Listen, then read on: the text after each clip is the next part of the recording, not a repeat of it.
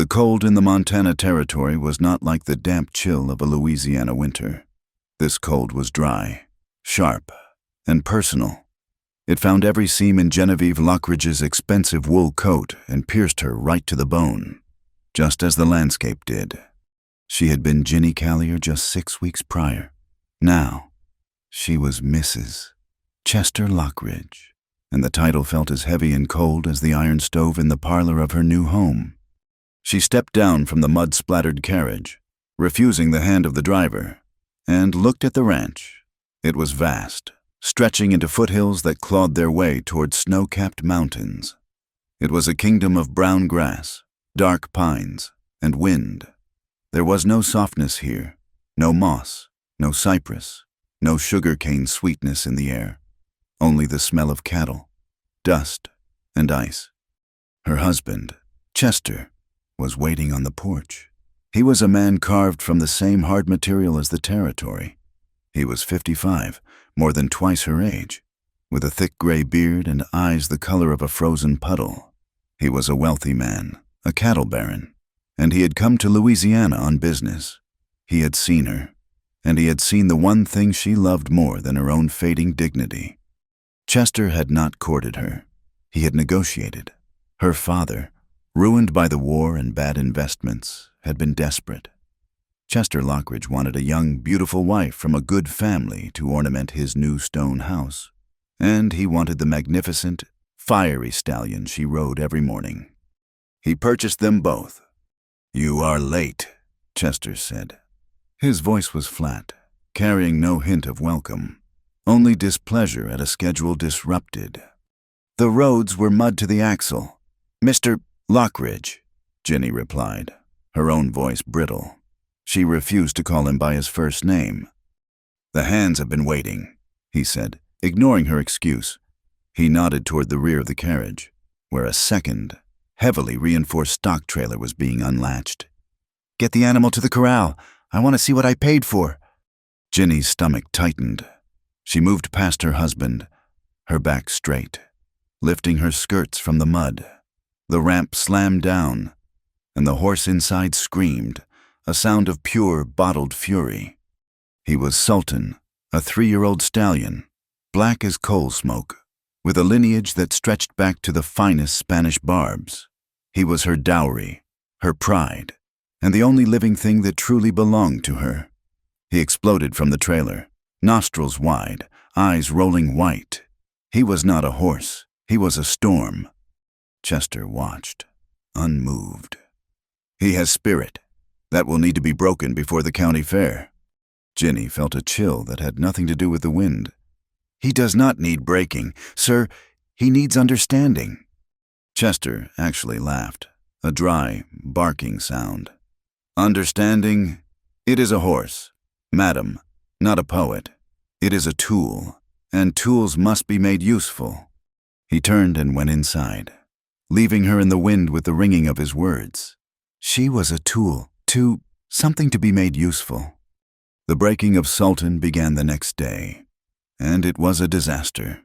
Chester, in his arrogance, believed his seasoned ranch hands could handle any creature, but these men were cow hands, used to dull-witted steers and broke-down ponies. They were not prepared for Sultan. They tried to rope him in the small breaking pen. He fought with the intelligence of a trapped general.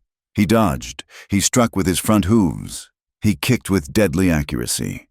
They were loud, they were rough, and they used spurs and quirts to demand submission. Sultan gave them only rage. Ginny watched from the porch, her hands clenched so tight her nails left crescent moons in her palms. She was supposed to be inside, arranging the heavy, dark furniture Chester had ordered from Chicago. But she could not look away. She felt every rope burn, every angry shout, as if it were on her own skin. On the third day, it happened. A young hand, barely 17, named Jeb, managed to get a saddle on the horse. He swung aboard, cocky and fast. Sultan did not buck. He stood perfectly still for 3 seconds, his body coiled like a snake. Then he reared straight up, twisting in midair. Jeb, caught off guard, was thrown hard against the corral fence. Sultan was not finished. He turned and brought his front hooves down. The boy screamed, a terrible, thin sound that cut through the afternoon air. The other hands dragged Jeb out, his leg bent at an angle that made Ginny's stomach heave. Chester Lockridge strode out of the barn, his face dark as a thunderhead. He was not looking at the injured boy. He was looking at the horse, who stood in the center of the pen, heaving, defiant, and splattered with Jeb's blood. "That animal is dangerous," Chester declared. "He is flawed. Get my rifle." "No." The word was quiet, but it stopped the foreman in his tracks. Ginny was walking down the steps, her face pale but her eyes burning. Chester turned to her, his expression one of mild surprise, as if a piece of furniture had just spoken. "Excuse me?" "I said no," Ginny repeated, her voice gaining strength. She walked past him and stood at the corral fence, placing herself between her husband and her horse. "You will not shoot him." "He is a menace. Genevieve, he crippled that boy. He was defending himself against brutes," she snapped, her southern decorum finally shattering. "You sent cowhands to do a horseman's job. He is not flawed. He is terrified. I do not care what he is. He is my property, and he is useless." "He is my property," she countered, her voice dropping to a cold whisper. "He was part of the contract, and you will not destroy him."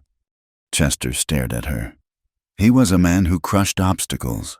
He was not used to being defied, least of all by her. He saw the steel in her spine, and it annoyed him. But he also understood the language of contracts. He had, indeed, purchased the horse for her. To destroy it would be to admit defeat, and it would be messy. "Very well," he said, his voice clipped. "He is your property. Then you will pay for the boy's doctoring from your allowance, and the animal does not get fed from my stores until it is broken. If you cannot find a man to do it, it will starve or freeze when the real snows come. It is your choice." He turned and stalked back to the house, his message clear. He had found a way to break her, even if he could not break the horse. Ginny stood there, trembling, not from cold, but from rage. She would not be beaten. She turned to the foreman, Silas, an older man with kind eyes who was wrapping Jeb's leg. "You," she said, "you have been here a long time. Is there anyone in this territory, anyone at all who can handle a horse like that? Not a breaker, a trainer." Silas winced as he tightened the bandage. He looked at the horse, then at her. "Ma'am, that horse, he is full of lightning. Most men around here, they'd just as soon shoot him, like the boss." "I am not asking for most men," Ginny insisted. "I am asking for the best. I will pay whatever it costs." Silas paused. He spat a stream of tobacco juice into the dust. "Well," he drew the word out, "there is one man, but he is not for hire, does not come down off the mountain, not for years, folks say." "What is his name?" "Hale, Ewan Hale." "What is his reputation?" "With animals?" Silas shrugged. "They say he can gentle a wolf. They say he understands them, but, well, ma'am, he is not right. The war did something to him. He is scarred up bad, and he does not speak, not a word, folks say." "Does he avoid people?" "Like the plague, ma'am, especially women."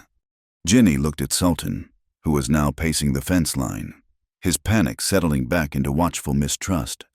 "Tell me where this mountain is, and send word. Tell him a bride from Louisiana has a horse that needs a man who doesn't scare easy." Silas looked doubtful, but he saw the look in her eye. He knew better than to argue with a woman who looked that much like a cornered cat.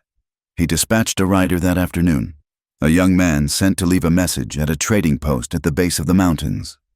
For a week, Ginny lived in a state of suspended misery. Chester treated her with chilling silence, a punishment far worse than yelling. He would sit at the head of the long dining table, eating his steak while she pushed food around her plate, the ticking of the grand hall clock filling the empty space between them. She spent her days at the corral, talking to Sultan, bringing him water and sneaking him oats she had paid for with a piece of her own jewelry at the general store. The horse was losing weight. He was nervous, jumpy, and his magnificent coat was dulling. He was breaking, just in a different way. She was beginning to lose hope. Then, one gray afternoon, he came. He did not ride up to the grand house. He did not knock on the door. Silas found him by the corral, just standing there, watching the stallion. Silas came to the house, hat in hand. "Ma'am, Mrs. Lockridge, he is here." Ginny hurried out, pulling her shawl tight. Chester was in his study, going over ledgers. He would not notice. She saw the man and stopped. He was not what she had expected. He was not a giant. He was of average height, but broad in the shoulders, wrapped in what looked like cured animal hides and rough wool. A low-slung hat shadowed his face. He had a pack-horse with him, loaded with gear. He was looking at Sultan with an intensity that made Ginny feel like she was the one being watched. As she got closer, she saw the scars. A long, white line ran from his left temple down across his jaw, pulling the corner of his mouth into a permanent, grim set. His hands, resting on the top rail of the fence, were a road map of old injuries. He did not turn when she approached. He just kept his eyes on the horse. "You are Ewan Hale?" Ginny asked. The man gave a single, slow nod. His gaze did not flicker. "I am Genevieve Lockridge. That is my stallion." He nodded again. His silence was immense. It was not just the absence of words. It was a presence, heavy and solid as a rock. Ginny was used to charming men, brutal men, and servile men. This silent, watchful man unnerved her. She mistook his stillness for judgment, and her pride flared up, hot and defensive. She fell back on the only defense she had, her sharp, southern tongue, coated in ice. "He has already broken one boy's leg and thrown every hand on this ranch. My husband wants him shot. He says he is untrainable." She paused, waiting for a response. "Nothing. Ewan Hale just watched the horse." Ginny felt a flush of anger. He was ignoring her. He had come all this way just to ignore her.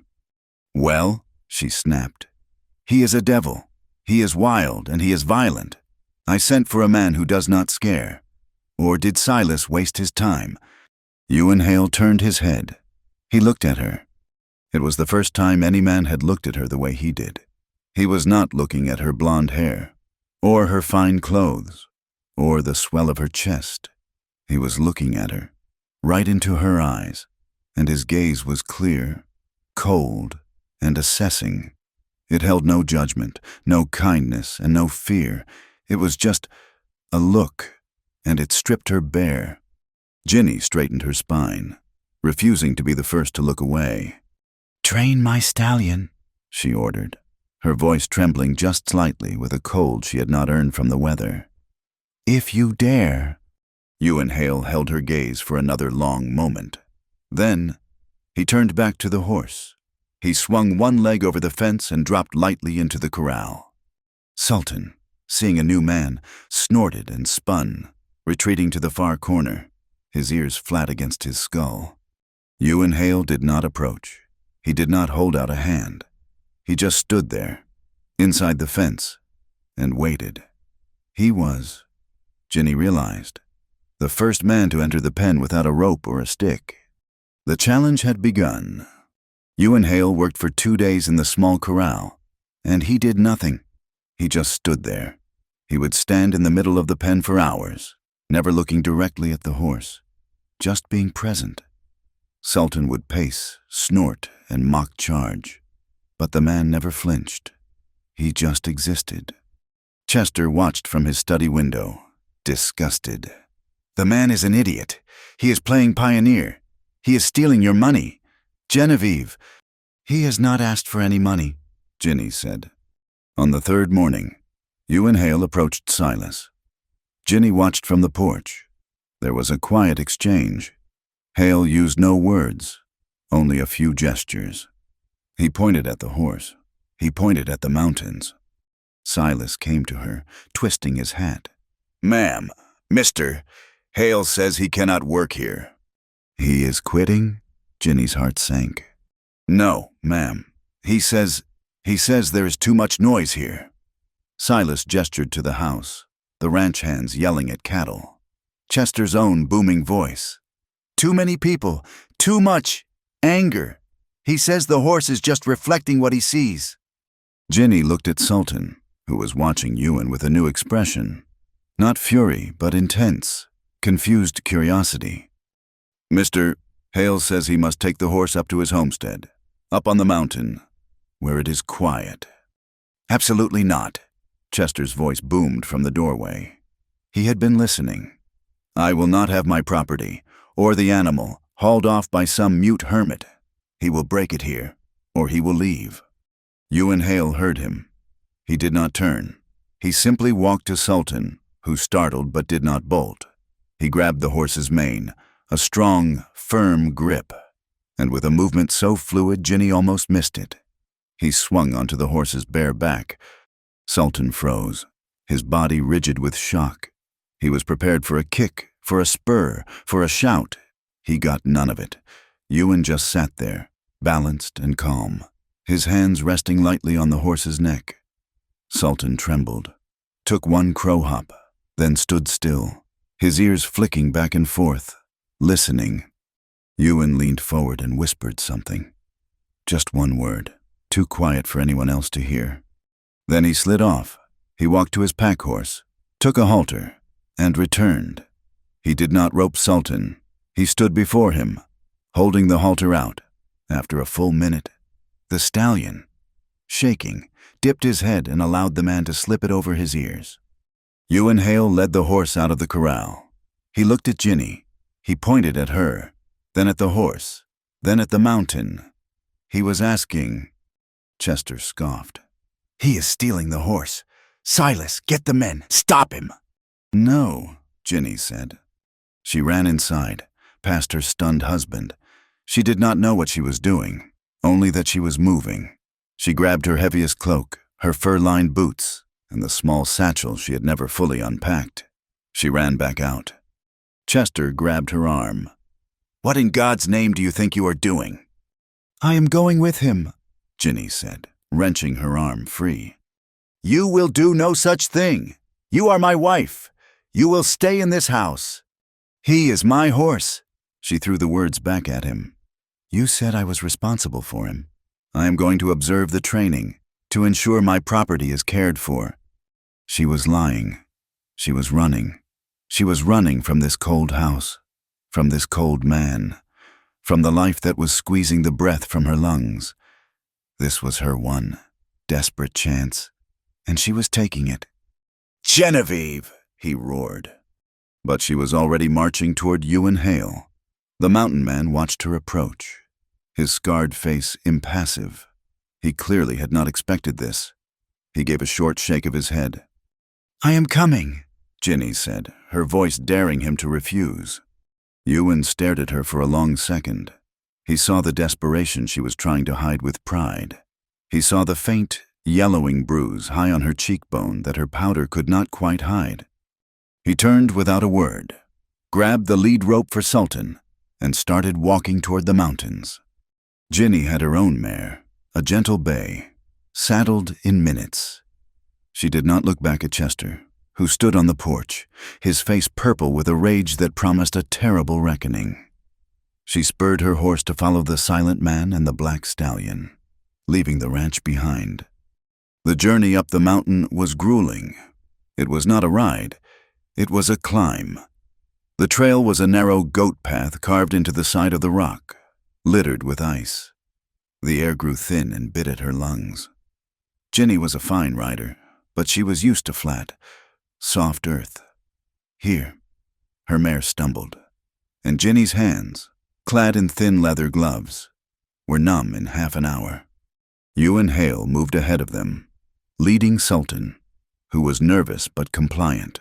The mountain man moved with an economy of motion, seeming to float over the terrain, while Ginny felt clumsy and loud. He never looked back. He never offered a hand. He just set a steady, relentless pace. By late afternoon, the sun was disappearing behind the high peaks, plunging the trail into a deep, freezing twilight.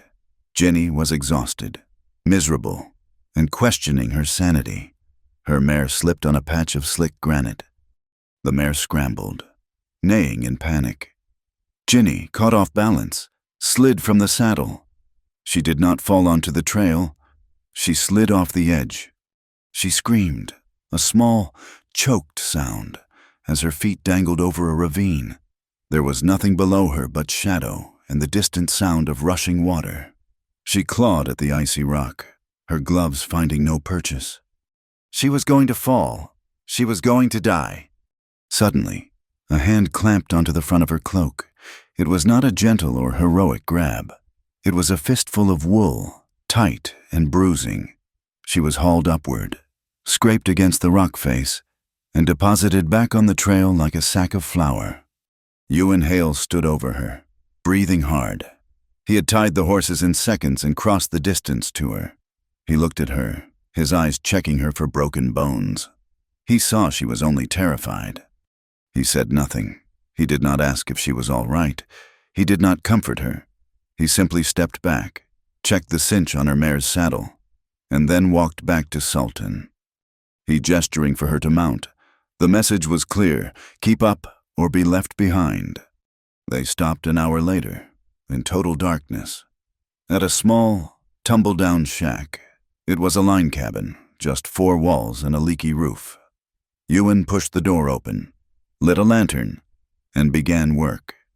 Ginny slumped against a wall, her entire body shaking from the fall and the cold.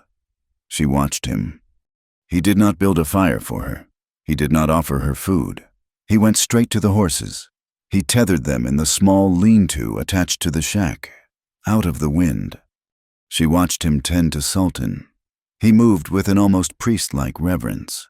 He rubbed the stallion down with dried grasses, his scarred hands moving over the horse's tense muscles, finding the knots of fear. He spoke to the horse, his voice a low rumble, too soft for her to make out the words. It was the first time she had heard him make a sound. He was gentle, with the horse that had crippled a boy. He was patient and kind. He brought the horse water, then grain from his own pack. Only after Sultan was settled and munching did Ewan turn his attention to the cabin. He built a small fire in the hearth, his movements precise. He handed her a piece of dried jerky and a water skin, his eyes carefully avoiding hers. Ginny sat by the meager fire, chewing the tough, smoky meat. She was alive, she was cold, and she was utterly confused. This man, Ewan Hale, was nothing like any man she had ever known. The men of Louisiana had dripped with false compliments, their eyes always roaming, always wanting something from her. The hands on the ranch looked at her with a mix of fear and crude hunger. Chester looked at her with the flat assessment of an owner checking his stock. Ewan Hale did not look at her at all. He had saved her life and had not spoken a single word about it. He tended her horse with more care than he showed her. He sat on the far side of the fire, sharpening his knife, his face hidden in shadow, the scar on his jaw catching the low light. He did not leer, he did not talk, he did not demand anything. Ginny found herself both drawn to and infuriated by his silence. It was a wall she could not climb, a defense she could not breach, but it was also the first time in months she had not felt hunted. She was just there, and for tonight, at least, she was safe. They reached his cabin the following afternoon. It was not a cabin so much as a fortress of solitude, built high on a shelf of rock, surrounded by towering pines that stood like sentinels against the world. The snow here was deeper, the air cleaner, the silence so profound it felt like a heavy blanket. The cabin was rough-hewn, just one room, but it was solid. Inside, it was stark, clean, and entirely male. A stone hearth dominated one wall. A simple rope bed was in one corner, a table and 2 chairs in the center. Every tool, every pot, every blanket had a precise place. There was no clutter, no comfort, and no softness. Ewan led the horses to a small, sturdy barn dug into the hillside, then returned to the cabin. He pointed to the rope bed. Then he pointed to himself and gestured toward a spot by the fire. Ginny understood. He was giving her his bed. She said nothing, only nodded, her pride stinging. She was a guest, but she felt like cargo, something to be stored. The first days were a quiet kind of torment for her. Ginny Lockridge, who had been raised to manage a household of servants, to arrange flowers, to play the piano, and to charm difficult men, was utterly and completely useless. She woke the first morning on the hard bed, cold to the bone, to find Ewan gone. The fire was low. It was her job. She assumed to tend it. She fumbled with the logs he had stacked, got soot on her fine wool dress, and managed to create a plume of smoke that filled the cabin and sent her into a coughing fit. When Ewan returned, he did not sigh. He did not look angry. He simply walked past her, opened the door to clear the air, and, with 3 precise movements, had the fire roaring again. She tried to haul water from the stream he had cut a path to through the snow. She used the large wooden yoke he used. She could not lift it. She slipped, spilling the water, soaking the hem of her skirt, which promptly began to freeze stiff. She tried to help him feed the animals, her mare. She could handle, but Sultan still regarded her with deep suspicion, and Ewan had 2 goats and a mule that seemed as taciturn as he was. She stood by the woodpile, watching him split logs. The axe rose and fell with a rhythm that was hypnotic. He was not a large man, she realized, but he was dense with a wiry strength, his body honed by this hard life. "Let me," she said, her voice sharp. He stopped, the axe buried in a round of pine. He looked at her. She held out her gloved hands. He pulled the axe free and handed it to her, handle first. Ginny gripped it. It was heavier than she imagined. She lifted it, took aim at the log, and swung. The axe head missed entirely, biting into the snow. She lost her balance and stumbled. She stood up, her face burning with humiliation. She looked at this silent man, at his scarred face, at his capable hands. My, she whispered, her voice shaking with self-disgust. "It seems Mr. Lockridge was right. I am purely ornamental, good for looking at, and not much else." Ewan did not laugh. He did not smile. He did not judge her. He simply took the axe from her grip. He gestured to a smaller pile of kindling. Then he handed her a small hatchet. The message was clear. Start small. She spent the rest of the afternoon hacking at small branches, her hands blistering, but she made a pile. When she was done, he gave her a single nod. It felt absurdly like the first true praise she had earned in her entire life. In the long, silent evenings, the weight of her new reality settled on her. She had run from Chester, but to what? She was trapped on a mountain with a mute stranger, a man who lived more like a bear than a person. She had brought her small leather satchel. In it, tucked beneath her nightgowns, was her writing case.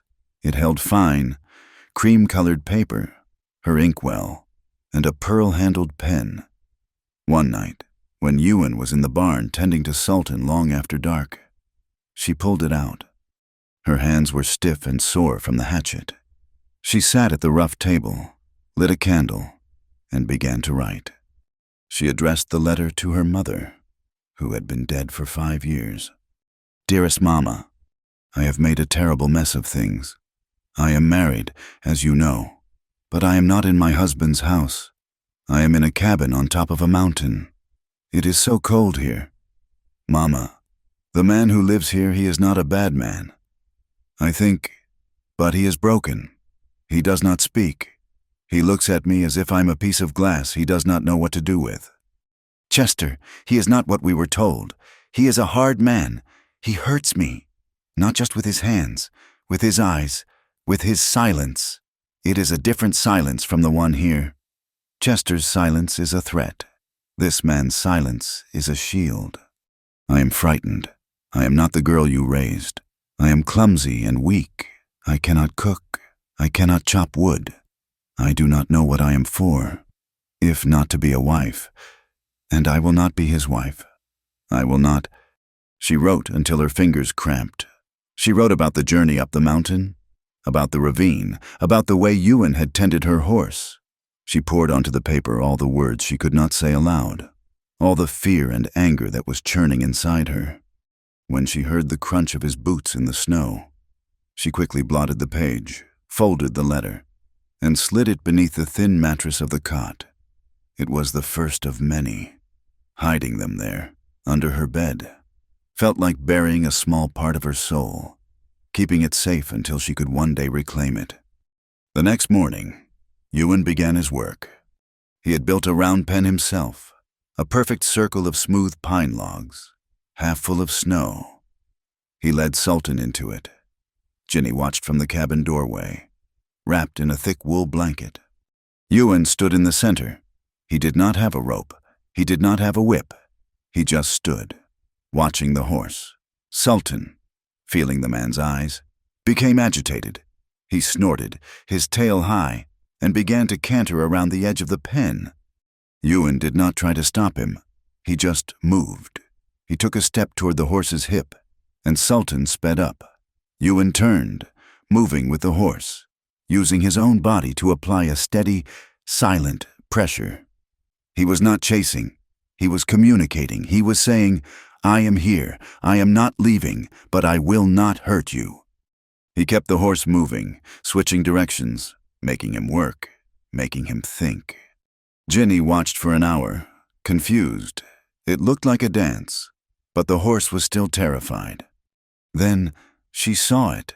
Sultan, his sides heaving, his coat dark with sweat despite the cold, began to slow.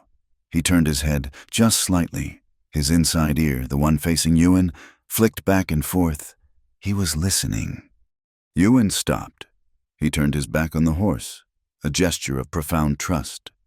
Sultan, breathing hard, slowed to a walk. He stopped. He looked at the man's back. He licked his lips and chewed, a sign of submission and thought. Then, slowly, tentatively, the great black stallion took one step toward the man, then another.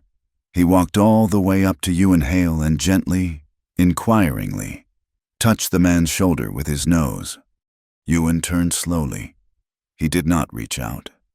He just waited. Sultan nudged him again.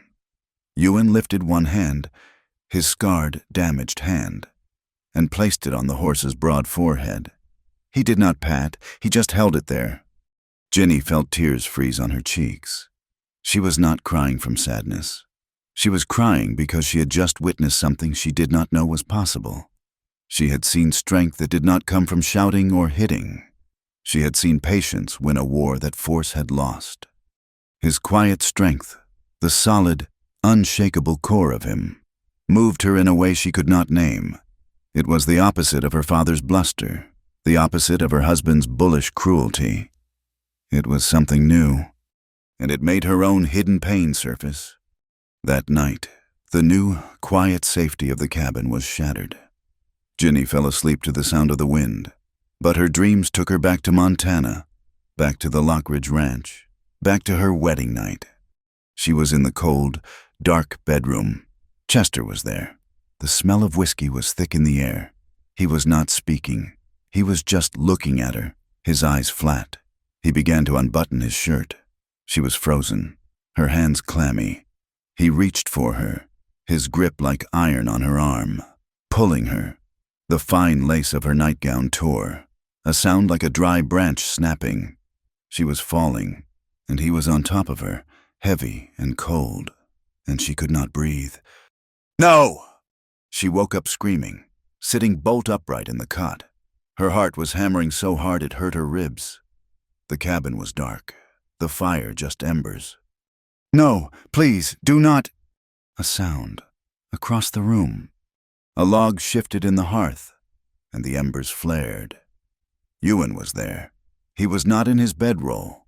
He was sitting in the chair, his silhouette dark against the faint glow.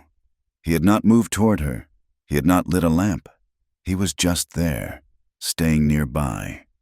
She realized she was shaking violently, clutching the rough blanket to her chest.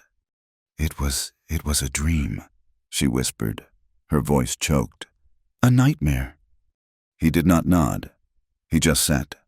After a moment, he rose, walked to the water bucket, and dipped a tin cup. He brought it to her. His hand emerging from the shadow, he held it out. She reached for it, her hand trembling so badly she could not take it. He did not try to force it on her. He simply knelt, his knees cracking in the cold, and held the cup steady so she could lean forward and drink. The water was icy cold. It shocked her system, grounding her. She drank, then leaned back, breathing hard. "Thank you," she whispered. He took the cup and retreated to his chair. He did not go back to bed. He just sat, a silent guardian, a shadow by the fire. He stayed there for over an hour, until her ragged breathing finally softened back into the rhythm of sleep. He had not touched her. He had not spoken, and she had never felt so safe. She began to watch him. She had seen his patience. She had seen his gentle protection. Now she began to see the cracks. His hands. She noticed it when he was cleaning his rifle, his back to her.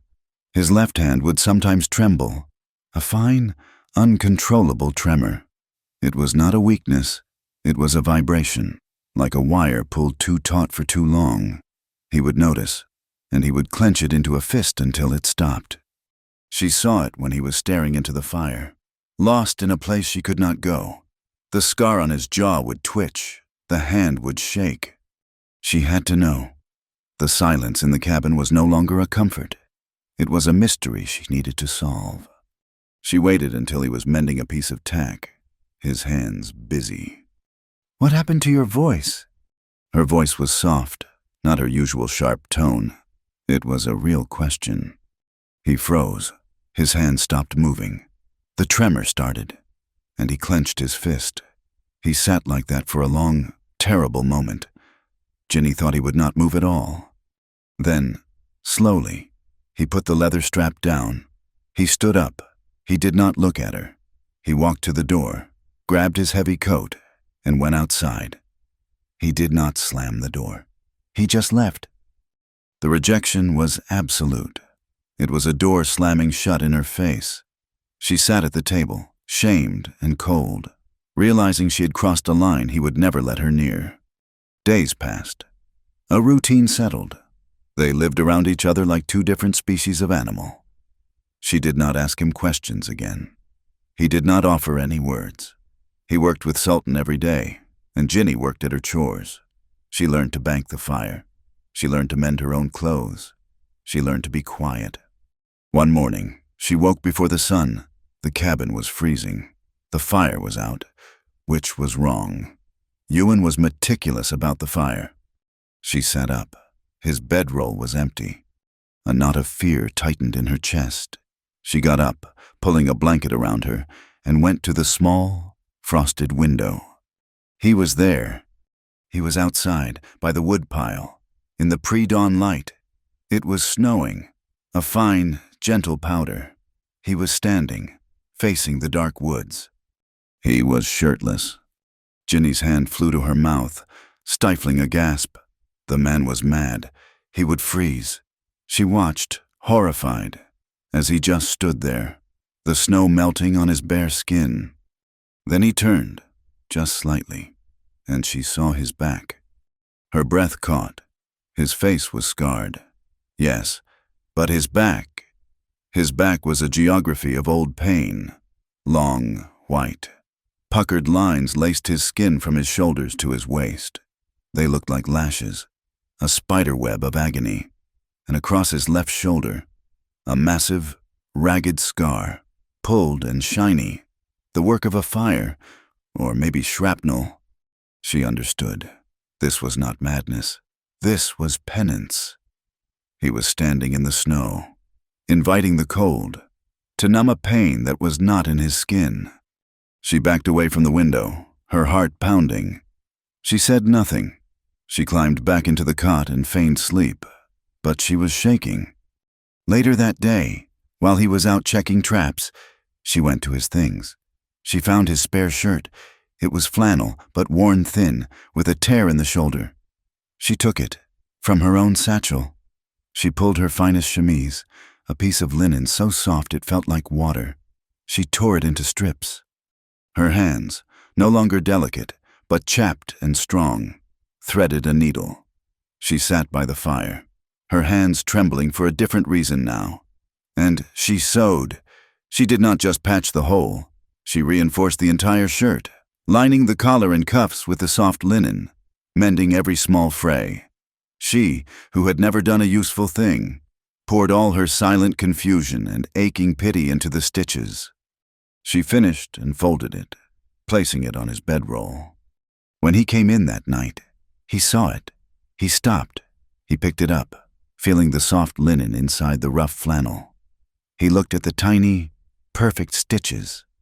He looked at her, his eyes unreadable. Ginny held her breath. He gave one slow nod, and the next morning he was wearing it.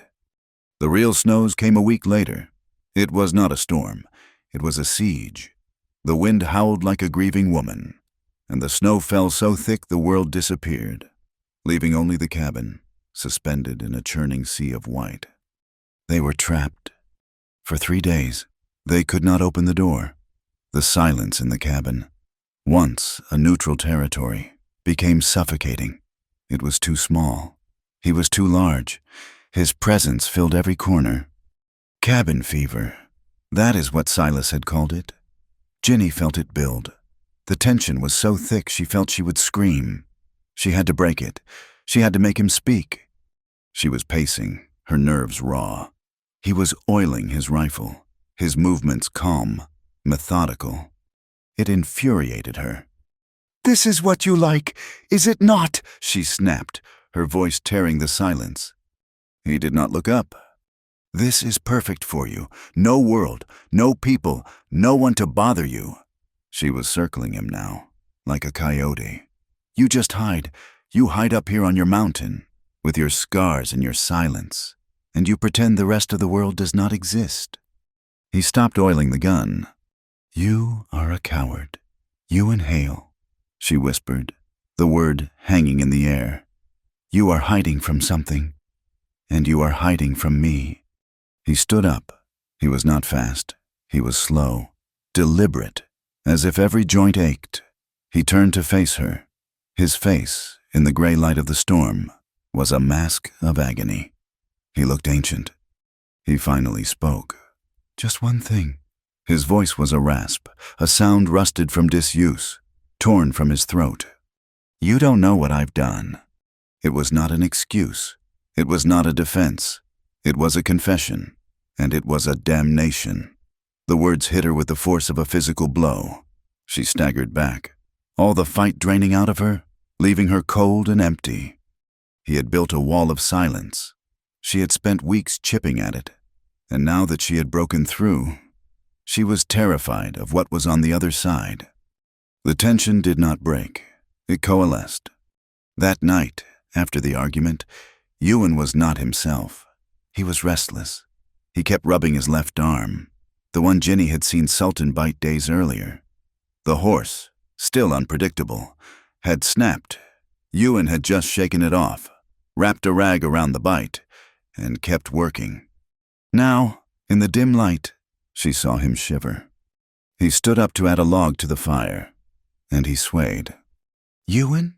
she said, her voice small. He turned, his eyes unfocused. He tried to take a step and his legs buckled.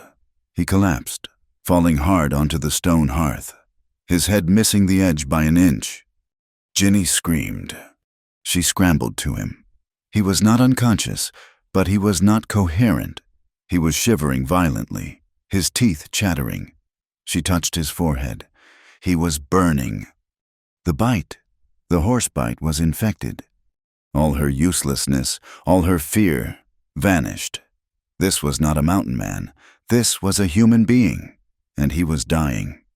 "No," she said, her voice fierce. "You will not." She dragged him. He was heavy, a dead weight, but she pulled him, inch by inch, away from the hearth and onto his bedroll. She covered him with every blanket in the cabin, including her own. For 2 days, she fought the fever. The storm raged outside, but a worse storm was in the cabin. She melted snow. She tore her own fine nightgowns into compresses, dipping them in the icy water, placing them on his burning forehead. He was lost. He was in another place, another time, he mumbled, his voice thick. Blood so much on the... He thrashed, his strong body fighting phantoms. "Fire! In the barn! Get her out!" Ginny held him down, her own small weight barely enough. "It is all right, Ewan. It is just a dream. You are safe." "Lily!" he groaned. The name was a wound. "Lily, I am sorry, I am so sorry. Lily!" Ginny's heart ached. She saw it all. The war, the fire, the scars, the girl named Lily, and the silence. The silence was his prison. She did not sleep. She forced broth between his cracked lips. Broth he had taught her to make from dried meat and roots. She sat by his side, bathing his face, holding his trembling, scarred hand, whispering to him, "It is all right. I am here. You are not alone." On the 3rd morning, the storm broke. The wind stopped. The sun, bright and blinding on the new snow, streamed through the window, and the fever broke. Ginny had fallen asleep, slumped over, her head resting on the edge of his bed, her hand still clutching his. She felt a movement. She jerked awake. Ewan Hale was staring at her. His eyes were clear. The fever was gone. He was weak, exhausted, but he was himself. He looked down at her pale, chapped hand holding his dark, scarred one. Ginny flushed, embarrassed by the intimacy. She started to pull her hand away. He did not squeeze. He did not move. He just did not pull away. He allowed the contact, a simple, profound acceptance. The power in the small cabin had shifted. The mountain man had been laid low, and the ornamental bell had saved him. Ewan Hale's recovery was slow, but Ginny's nursing was relentless. The fever, born of the Stallion's bite, had burned the infection out of him but had taken his strength with it. For the first time, he was the vulnerable one, and she was the one who kept the cold at bay. She made broth, the way she had seen him do, boiling dried meat and wild roots until a weak, salty steam rose from the pot. She fed it to him, holding the spoon to his lips. He was too weak to protest, too weak to hide behind his silence. He just accepted, his eyes watching her with a new, unguarded exhaustion. The man who had hauled her from a ravine now needed her help to sit up. The man who had faced down a raging stallion now had his brow wiped by her hand. The power in the small cabin had shifted. It was no longer a mountain man and his captive. It was just a man and a woman, surviving a winter. But the work could not wait. The horses, cooped up during the storm, were restless. Sultan, in particular, was a coil of unused energy. Ewan, sitting on a chair by the fire, his body wrapped in blankets, watched the horse pace in the small barn. He looked at Ginny. He nodded toward the stallion. "He needs the work," Ginny said, stating the obvious. Ewan nodded again. He was not strong enough to stand in the snow for an hour. He looked at her. A jolt of fear, sharp and cold, went through Ginny. "Me? You cannot be serious. He will kill me. He bit you." Ewan just looked at her. He was not asking. He was telling her. She was the only one who could. She bundled herself in her cloak and went out. The snow in the round pen was deep, but Ewan had shoveled a path around the inside rail. Sultan snorted when she entered, his ears flattening. He was bigger than her, faster, and he knew it. She stood in the center, her hands clenched. She felt Ewan's eyes on her from the cabin window. She was terrified. She tried to do what she had seen him do. She tried to press the horse with her body. Sultan just ran past her, splashing snow, defiant. Ginny stamped her foot. "Move, you devil!" she shouted. her voice thin in the vast silence. The horse ignored her. This was not working. She was not Ewan. She could not command the animal with a silent force of will. She felt the old, familiar sting of uselessness. She was failing. She looked back at the cabin. Ewan was still watching, his scarred face impassive. He was not coming to help her. He was going to let her fail. Anger surged, hot and welcome. "Fine," she whispered. "Fine." She closed her eyes for just a second. She did not try to be Ewan. She did not try to be a man. She just stood. She remembered the lesson he had taught the horse. "I am here. I will not hurt you, but I will not leave." She opened her eyes. She did not look at Sultan. She just stood in the center of the pen, her hands unclenched, her shoulders down. She made herself small. The horse continued to run, but his pace slowed. He was watching her. He was confused. She was not yelling. She was not advancing. Ginny took a deep breath, the icy air stinging her lungs, and she turned her back on him. It was the most terrifying thing she had ever done. She was exposing her spine to a creature that had crippled a boy. She heard his hooves stop in the snow. She heard a heavy, snorting breath. He was right behind her. She did not move. She waited.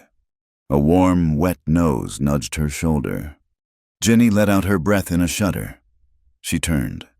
Slowly. Sultan did not back away. He looked at her, his dark eyes no longer full of rage, but of deep, profound curiosity. She did not reach out. She just waited. He lowered his head and nudged her hand. Slowly, her hand trembling. She placed it on his face. He did not flinch.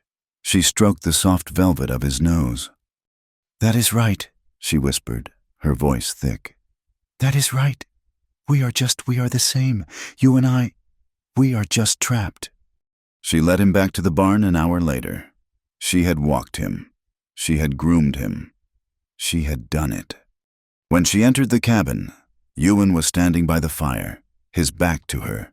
He was wearing the shirt she had mended. He turned, and he gave her that single, slow nod. Ginny felt a warmth spread through her chest that had nothing to do with the fire. Her confidence, so brittle and false in Louisiana, began to mend, stitch by tiny stitch. Ewan grew stronger. The deep, rattling cough left his chest. He began to split wood again, though his movements were slower. But the fever had left its mark. His beard, usually trimmed, had grown ragged. His hand, she noticed, still trembled when he thought she was not looking. One cold evening, she was heating water for washing. Ewan sat at the table, running a hand over the rough stubble on his jaw, his scarred mouth pulling tight in annoyance. He picked up his straight razor, the one he kept meticulously sharp. He held it, but his hand was unsteady. He would not be able to do it, not without cutting himself. "Let me," Ginny said, her voice quiet. He froze. He looked at her, his eyes guarded. This was different from nursing him. This was a new, dangerous level of trust. A woman, a blade, his throat. She did not wait for an answer. She took the tin bowl, dipped a cloth in the hot water, and knelt before him. "Sit still," she commanded, but her voice was soft. He did not move. He sat rigid as stone as she unbuttoned the collar of his mended shirt. She placed the hot, damp cloth against his jaw. He hissed, the heat shocking, but he did not pull away. She had a small, forgotten bar of lavender soap in her satchel. She lathered it in her hands and, slowly, began to spread it over his cheeks, his chin, his neck.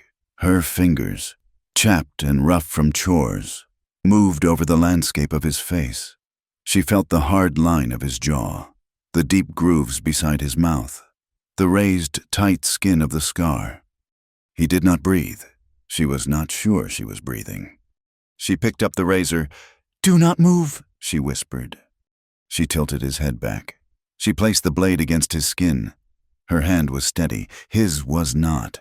She saw his hands, resting on his knees, clenched into white-knuckled fists. There was no sound in the cabin but the rasp of the steel on his skin, the crackle of the fire, and the sound of two people trying to breathe normally. She was close, closer than she had ever been to him. She could smell him. He did not smell of whiskey. Like Chester, he smelled of pine smoke, of cold air, of clean soap. She finished one side, her movements careful, precise. She moved to the other, her body pressed against his knee. She had to cup his chin to hold him steady. Their faces were inches apart. She saw the gray hairs in his stubble, the fine lines at the corner of his eye. His eyes, a deep, clear gray, were locked on hers. He was not looking at her with desire. He was looking at her with a raw, terrifying vulnerability. Her breath caught in her throat. His gaze flickered down, to her mouth, just for a second. He could not take it. He turned his head, a sharp, sudden movement, breaking the contact. The blade was still in her hand. I am almost done," she whispered, her voice unsteady.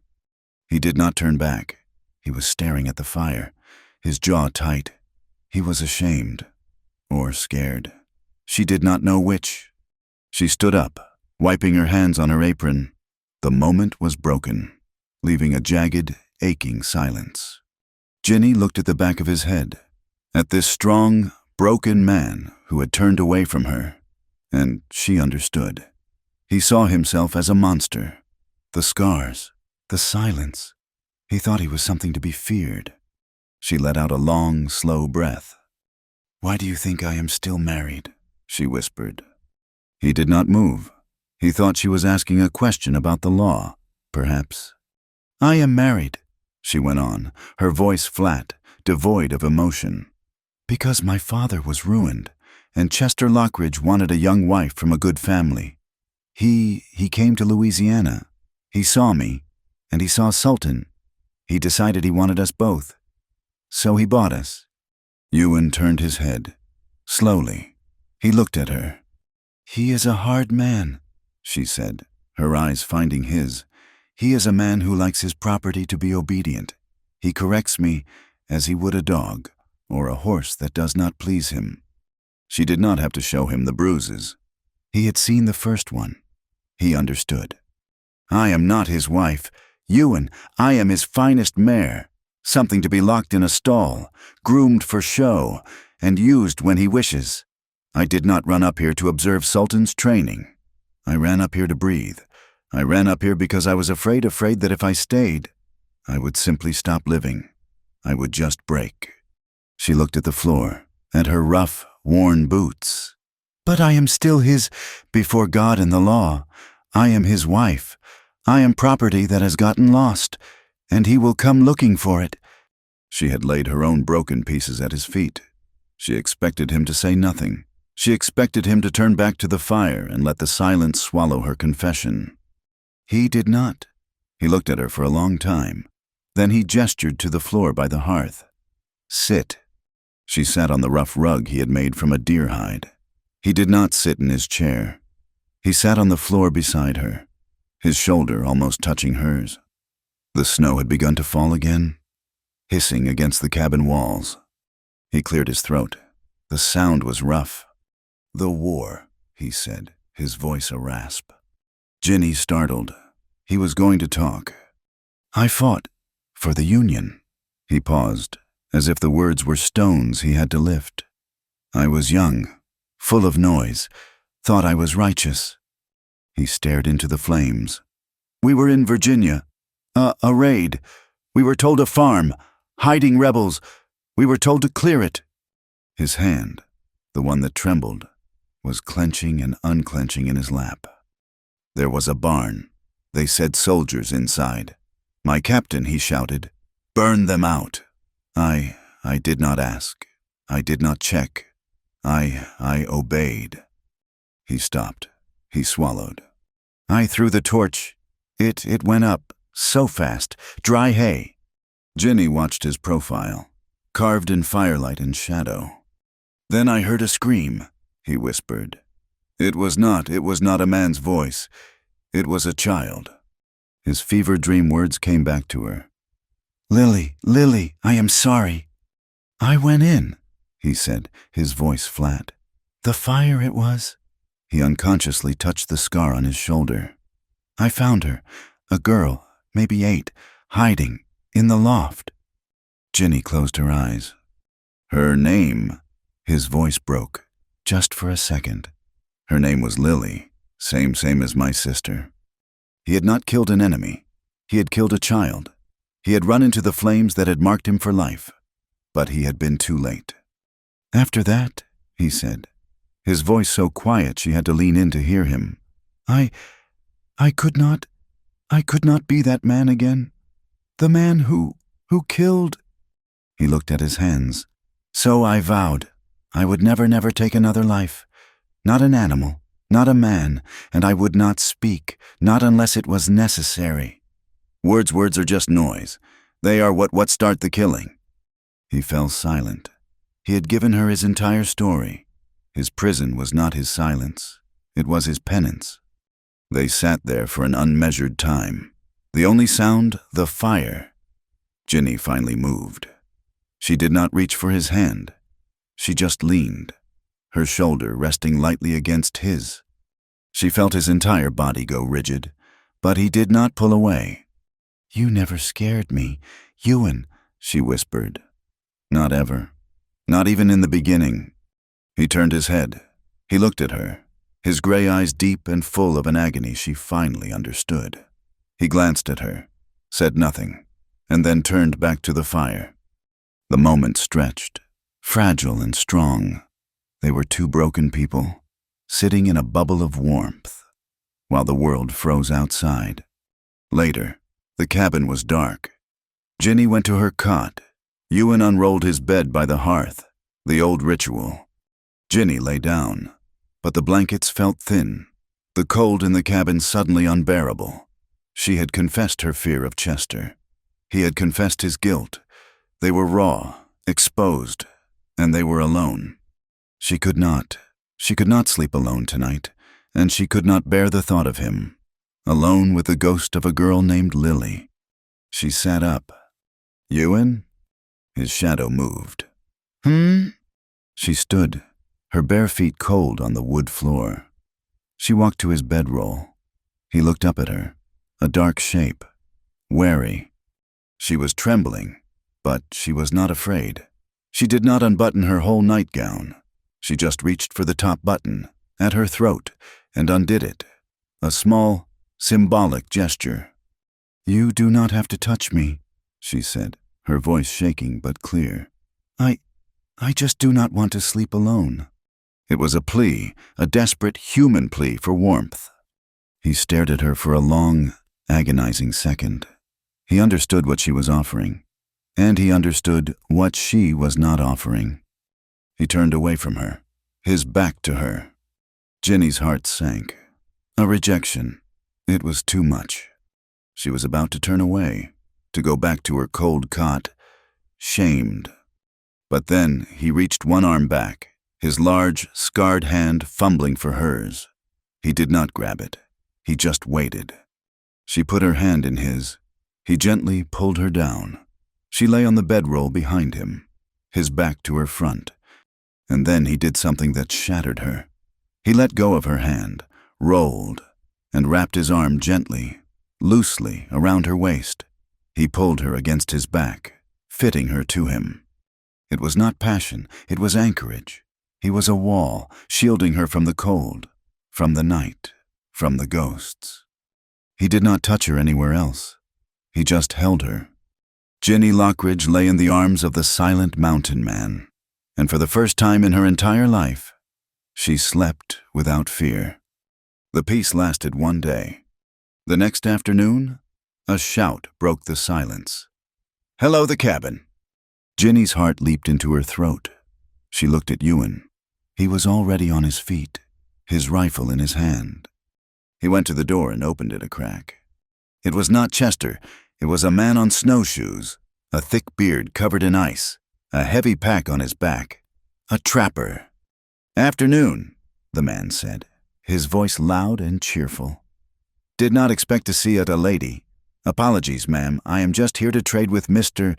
Hale. Got some traps to deliver. And mail from the post? Ewan stepped outside, speaking in his low, single-word way. Ginny stayed in the shadows. The trapper handed Ewan a small leather pouch. Ewan took it, handed the man a few cured pelts, and then sorted through the letters. He held one out to Ginny. Her name was on it. In a rough, blocky hand she recognized. It was from Silas, the foreman. Her hands were shaking so badly she could barely break the seal. She read the few, hurried lines. Mrs. Lockridge. He is coming. He knows where you are. The trapper who brought your message talked too much in town. Mr. Lockridge has hired men, not hands. Men from the saloon. He says he will have Mr. Hale arrested for theft. He is coming for the Stallion, and he is coming for you. God help you. S. The world tilted. Ginny staggered back, her hand at her throat. She was going to be sick. He is coming, she whispered, the paper fluttering from her hand. Chester, he is coming. Ewan had already read the situation on her face. He was staring at the letter on the floor, then at her. He saw the pure, animal panic in her eyes. He stepped toward her. He raised a hand. He pointed down the mountain. He pointed at her. He was offering to escort her down, to take her back, to surrender. Ginny looked at the man who had confessed his sins to her, the man who had held her while she slept. She looked at the door, beyond which her tyrant husband was waiting. The confidence she had found in the round pen, the strength she had earned by nursing him, the courage she had felt in his arms. It all coalesced. No, she said. Ewan tilted his head, confused. I said no, she repeated, her voice rising, shaking with a new, terrifying resolve. I will not be dragged back in silence. I will not go back to that house. I will not be his property. Ewan looked at her. He saw the girl who had arrived. The proud, sharp-tongued Belle was gone. In her place was a woman made of mountain granite. He stared at her for one long moment. He saw her fear, and he saw her decision. He said nothing. He turned, walked to the wall, and took down his rifle. He walked to his small box of ammunition. Methodically, one by one, he began to check his cartridges, laying them out in a neat, deadly row on the table. He was not taking her down the mountain. He was preparing. They left the mountain at dawn. It was not a retreat. It was an advance. Ewan packed his few belongings with the same methodical silence he used for everything. He laid out his cartridges, his knife, his whetstone. He was not just packing to leave. He was preparing for a war he had spent a decade avoiding. Ginny watched him, her fear a cold, hard knot in her stomach. The cabin, her refuge, the place she had healed and been healed, was now a trap. The mountain was their fortress, but the world below was the battlefield, and Chester had already claimed it. She saddled her mare, her hands steady, a new, cold competence guiding her. Ewan readied his mule and then turned to Sultan, the Stallion, who had once been a storm of black fury, now stood quiet, his coat shining with health. He dipped his head, allowing Ewan to place the halter. He was a different animal. Ginny, she realized, was a different woman. The descent was slow, far slower than the climb. Every step her mare took on the icy trail was a step closer to a reckoning. They were a strange procession. The silent mountain man, the runaway southern bride, and the magnificent stallion that had started it all. They stopped halfway down, in a thick grove of pines, to rest the horses and let them drink from a half-frozen stream. Ginny moved away from the horses, standing at the edge of the trees, looking down at the valley, at the small, dark smudge of the town below. It was all waiting for her. The humiliation, the judgment. Chester.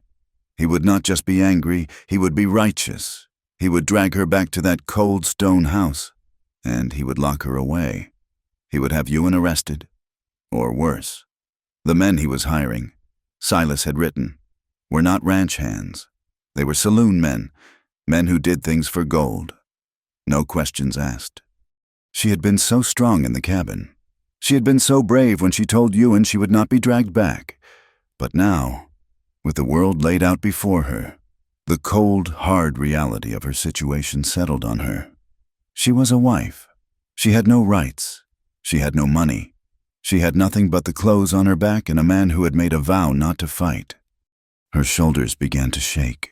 She leaned her forehead against the rough bark of a pine, and the tears finally came. They were not the hot tears of rage she had felt before. They were the cold, quiet tears of pure, bottomless fear. She wept, her body trembling, making no sound. She did not hear him approach. The snow and pine needles muffled his steps. She only knew he was there when a shadow fell over her. She did not look up, ashamed of her weakness. Ewan stood there, watching her. He was a man of action. He could track a deer, build a cabin, gentle a horse, and set a trap. But this, a weeping woman. This was a language he did not speak. He was awkward, his big scarred hands hanging uselessly at his sides. He did not pat her shoulder. He did not pull her into an embrace. He just waited. Then, slowly, as if unsure of the gesture, he lifted his left hand, the one that trembled, the one that was covered in old burns and knife cuts. He brought it to her face. He did not wipe the tears away. He just brushed one from her cheek with the pad of his rough thumb. The touch was hesitant, rough, and so incredibly gentle it stopped her breath. It was not the healing touch of a nurse, or the bracing grip of a savior. It was the first, simple, intentional touch of a man. Ginny stopped crying.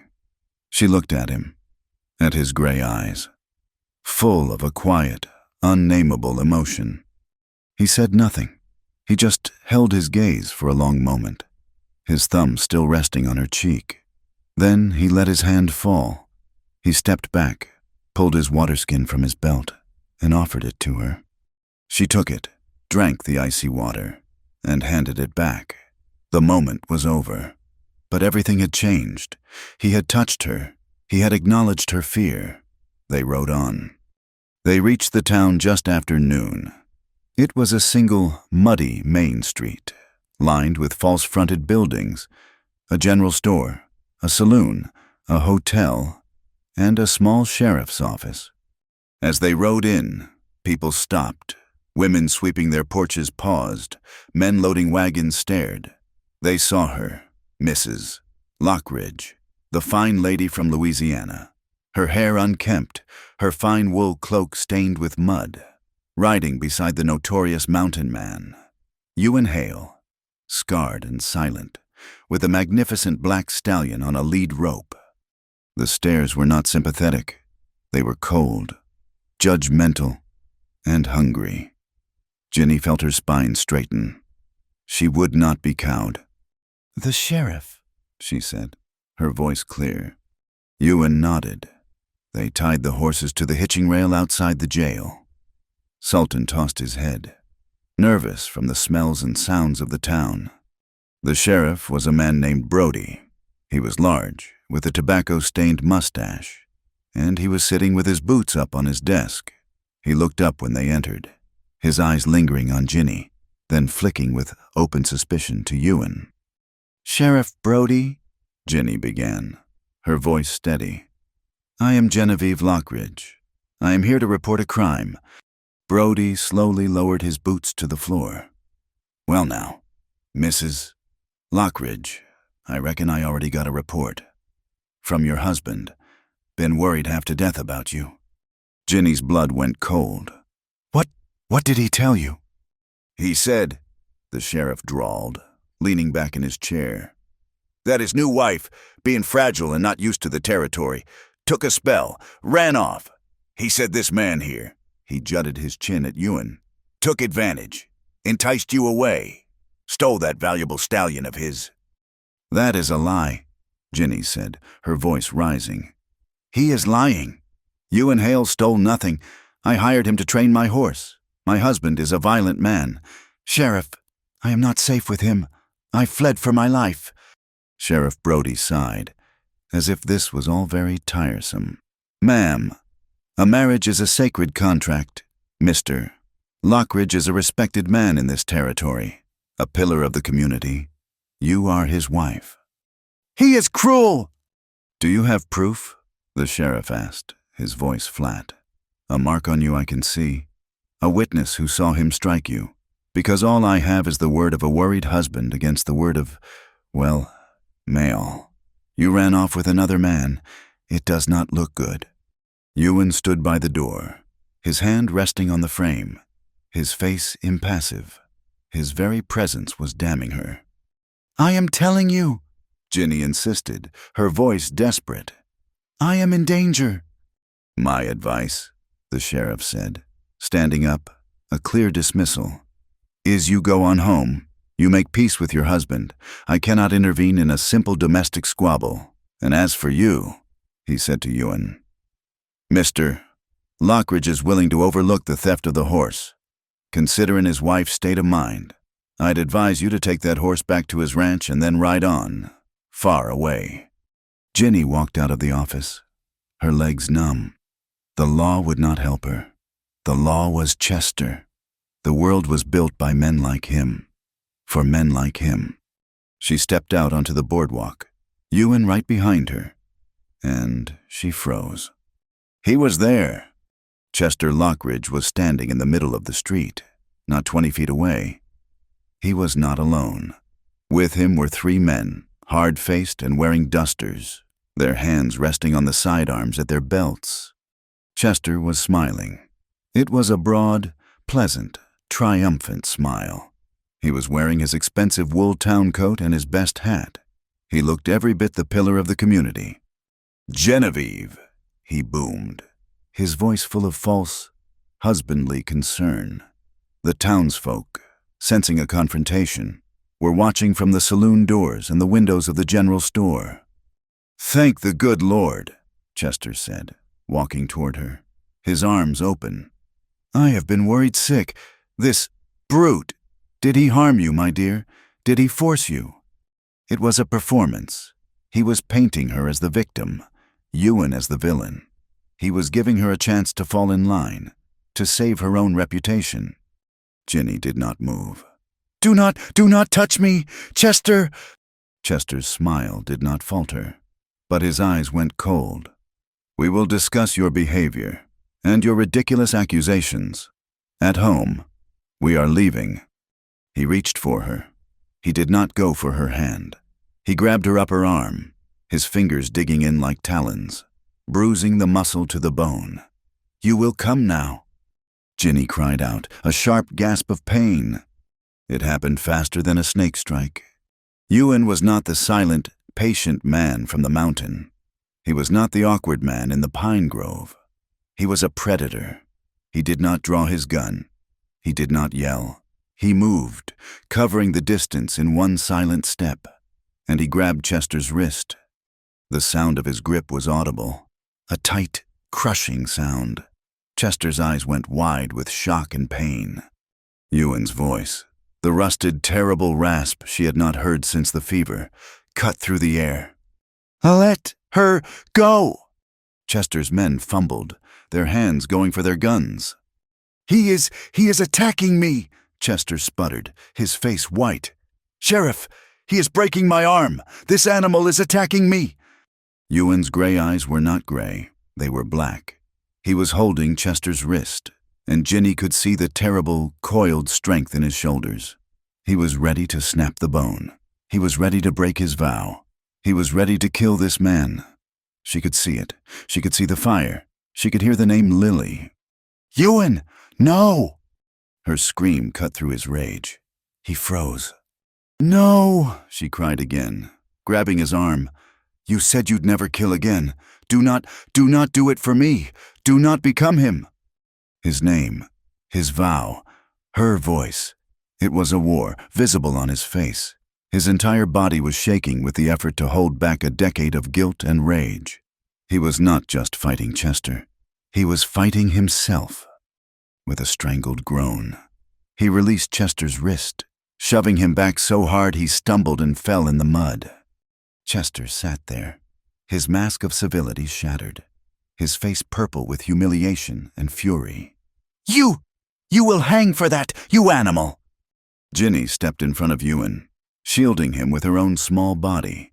She was shaking from head to toe, but her eyes were dry and burning. She looked at her husband, sitting in the filth. He is more of a man than you will ever be, she said, her voice low and clear. Chester, scrambling to his feet, let out a roar of pure rage. He raised his hand, open, to strike her across the face.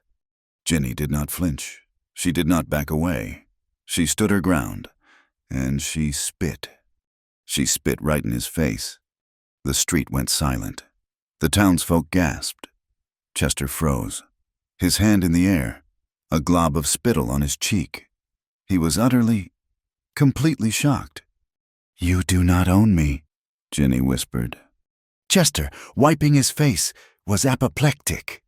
Grab her, he screamed at his men. Take the horse!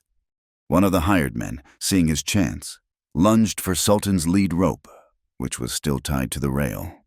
Sultan, who had been watching the entire confrontation, his ears flat, his eyes rolling, had had enough.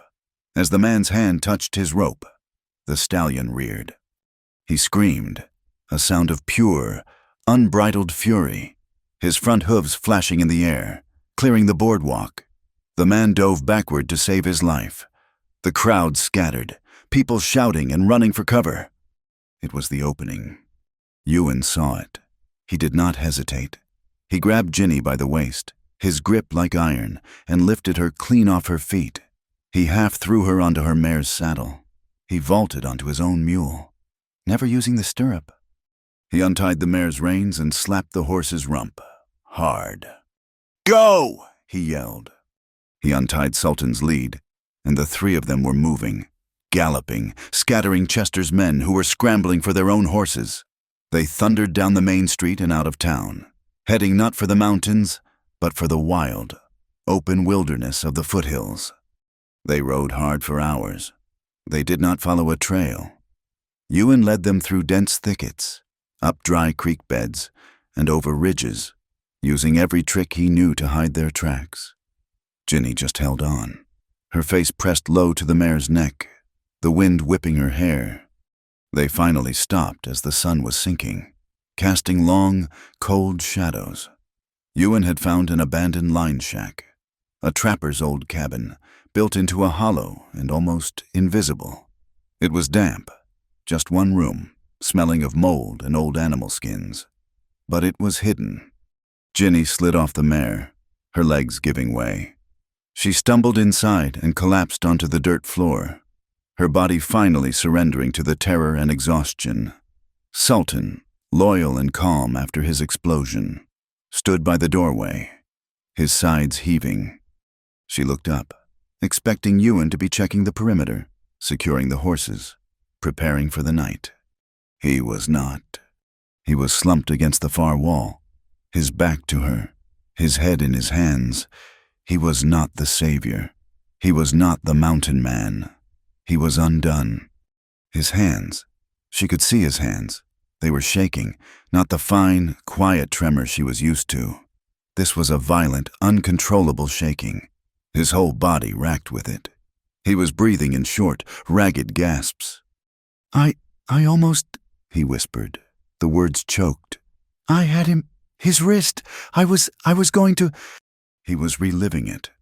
The moment in the street. The moment he had tasted that old, familiar rage. The moment his vow had shattered, and he had been ready to kill. He was spiraling, falling back into the black, silent hole of guilt he had lived in for 10 years. Ginny's own fear evaporated. It was replaced by a fierce, sudden clarity. He had saved her in the street. Now it was her turn. She crawled across the cold dirt floor. Ewan? He flinched, but did not turn. Go away. Ewan, look at me. No, I am what he said, a brute, an animal. I almost... No, she said, her voice fierce. She grabbed his trembling hands, prying them from his face. She held them, stilling them with her own grip. You are not. You stopped. You heard me. You stopped. Ewan. He finally looked at her, and his eyes were not the eyes of a man. They were the eyes of a lost, terrified boy. I cannot, he choked out, his voice breaking. I cannot stay near you. I bring this. I bring death. I taint everything. He was trying to pull away, trying to stand, trying to run. Back to his mountain, back to his silence, back to his penance. Do not, she said, her voice low and sharp. She grabbed the front of his shirt. Do not you dare disappear on me. You inhale. You do not get to save me and then leave me. You do not get to be a coward now. The word coward hit him harder than Chester's fist could have. He stopped struggling. I am not a coward. You are, she said, her voice softening. Running is hiding. You have been hiding for 10 years. You told me what you did, but you did not kill him. You chose to listen. You chose me. Now stay with me. He did not run. He sank back to the floor, and all the strength, all the rage, all the control finally left him. He buried his face in her shoulder, and his body was racked with silent, terrible sobs. The man who never spoke, who never showed emotion, was weeping. He wept for the man he had been, for the child he had killed, for the vow he had almost broken, for the decade he had lost. Ginny did not say a word. She just held him. She sat on the cold, damp earth of a rotting shack and held this strong, broken man, stroking his hair, her own silent tears falling onto his mended shirt. The night deepened. It was too dangerous to light a fire. They huddled together under their saddle blankets, the horses shifting just outside the door. The cold was bitter, but they were together. The crying had stopped. They lay tangled in the blankets, the silence returning. But it was no longer a wall between them. It was a space they shared. Ginny was resting her head on his chest, her fingers idly tracing the scar on his jaw. You never said you loved me, she whispered into the darkness. It was not an accusation. It was a statement, a wonder. He was quiet for so long she thought he had fallen asleep. His arm was wrapped around her, holding her tight. I showed you, he replied, his voice a low, rough rumble against her ear. She closed her eyes. It was true. He had showed her when he gave her his bed. He had showed her when he taught her to split wood. He showed her when he let her sew his shirt. He showed her when he knelt to give her water. He showed her when he stopped himself from killing her husband. A new strength settled in her bones. It was not the brittle pride of Louisiana, or the desperate courage of the mountain. It was a cold, hard resolve. The fear was gone. I am not running anymore. Ewan, she said, sitting up, pulling the blanket around her shoulders. He watched her, a shadow in the moonlight that filtered through the broken roof. I am not afraid of him. I will not hide in a shack while he hunts us. He has slandered me. He has hurt me. And he has hurt you. I am going to stand before a judge. I am going to tell the truth. She took a deep breath. I am going to end this marriage. It was a radical, almost impossible idea. A woman accusing a powerful man, a wife seeking a divorce. It was unheard of. Ewan looked at her, this small, fierce woman who had faced him down, who had faced down her husband, who had gentled a stallion. He saw her, truly saw her. He pushed himself up on one elbow. He reached out and, this time, his hand was perfectly steady. He cupped her cheek, his thumb brushing her skin, just as he had in the woods. And for the first time, in the faint moonlight, she saw the corner of his scarred mouth pull into the faintest trace of a smile. He gave her one, slow nod. He was with her. The next morning, they did not ride. They walked. They did not go to the sheriff's office. They went to the small, clapboard house that served as the office for the territorial circuit judge. A man named Elias Thorne. Judge Thorne was an old man, with a face like dried leather and eyes that had seen too much. He was known for being stern, but he was not known for being owned. He was packing his saddlebags, preparing to ride to the next county. "Judge Thorne," Ginny said, standing in his doorway. Ewan was behind her, a tall, silent shadow in the morning light. The judge looked up, annoyed at the interruption. He recognized them both. The whole town was buzzing. "Mrs. Lockridge, Mr. Hale, you are causing a significant disturbance in this town." "I am here, sir, to file for a dissolution of my marriage." The judge stopped packing. He looked at her over his spectacles. "On what grounds, madam? Boredom? The cold weather?" "On the grounds of cruelty, sir," Ginny said, her voice clear and strong. She stepped into his office. "My husband, Chester Lockridge, is a brute. He has been violent with me, and he has threatened my life, and the life of Mr. Hale." Judge Thorne sighed. "Mrs.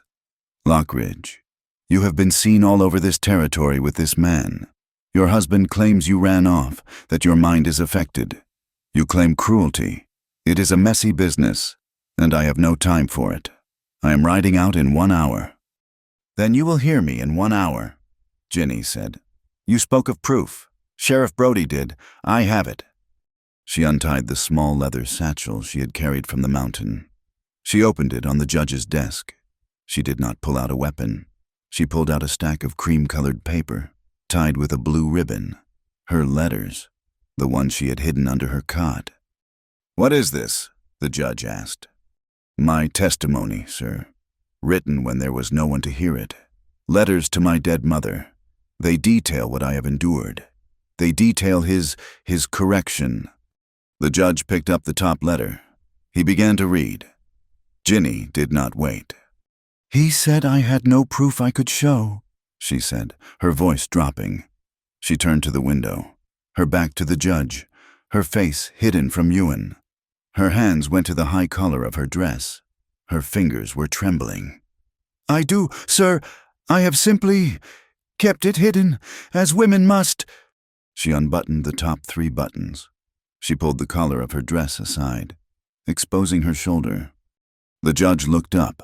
Ewan, from the doorway, went rigid. High on her shoulder, just below her collarbone, was a cluster of dark, mottled bruises, yellow and purple, in the distinct shape of a man's grasping fingers. The mark from the day before, from Chester, was only the freshest. This was older. This was from the wedding night. "My God," Judge Thorne whispered. He calls it his right," Ginny whispered to the window. "He bought me, you see." The judge looked from the bruises to the letters. He looked at Ewan, who was standing in the doorway, his face a mask of such contained, murderous fury that the judge felt a chill. Then he looked at Ginny, who was calmly, with a terrible dignity, rebuttoning her dress. "Mrs. Lockridge," the judge said, his voice no longer tired. "You will have your hearing today, in 1 hour, in the saloon. It is the only place large enough." He looked past her to Ewan. "Mr. Hale, you and Mrs. Lockridge are to remain in this office. I will send a deputy to keep you safe, and I will send another for Mr. Lockridge." The hearing was a spectacle. The entire town crammed into the dusty, whiskey-smelling saloon. The women, the ranchers' wives, the laundresses, the hotel owner's daughter, they stood in the back, their faces tight, their arms crossed. The men, farmers and cowhands and merchants, gathered near the bar, their expressions a mix of curiosity and scorn. Ginny sat at a card table, Ewan in a chair directly behind her. He did not watch the judge. He watched the room. Chester Lockridge strode in, his 3 hired men flanking him. He looked furious, but confident. He was the king of this territory, and this was his court. "Judge Thorne," Chester began. his voice booming with false magnanimity. "This is a farce. My wife is clearly unwell. She was abducted by this mute savage. She is not in her right mind. She needs a doctor, not a courtroom. She needs a divorce. Mr. Lockridge," the judge said, his voice cutting through the noise. "And she has filed for one. She has presented evidence. We will hear it." Chester laughed. "Evidence? What evidence? The ramblings of a hysterical woman?" "My ramblings?" Ginny said, standing up. All eyes turned to her. She was pale, but she was not trembling. "He asks for proof," Ginny said to the judge. "He says I am unwell. I ask you, Judge, would a sane woman stay? He says I was abducted. I ask you, did I look abducted when I rode out of this town to hire Mr. Hale? Silas, my husband's own foreman, sent the message for me." In the back, Silas, who had been called to testify, winced but did not deny it. "He says I am fragile," Ginny continued, her voice rising, filling the room. "He is right. I was a girl from Louisiana who knew nothing, but I learned to survive on a mountain in a blizzard, and I learned what a good man looks like. He is not a man who buys a wife and beats her for speaking her mind." A low murmur went through the women at the back of the room. One of them, the blacksmith's wife, nodded, a quick, angry gesture. "She is lying," Chester roared. "Slander! Where is this proof?" "You would like to see it?" Ginny asked, her voice dropping to a cold, dangerous level. "You wish me to show this room what you have done? You wish me to unbutton my dress, Chester, and show this town what property looks like after you have corrected it?" Chester's face went white. He knew what she was talking about. He had seen the marks himself. He had made them, to display them. Here it was unthinkable. "This is indecent," he sputtered. "It is," Ginny agreed. "It is indecent. It is vile. And it is the truth." "She is an adulteress," Chester shouted, pointing a shaking finger at Ewan. "She ran off with him.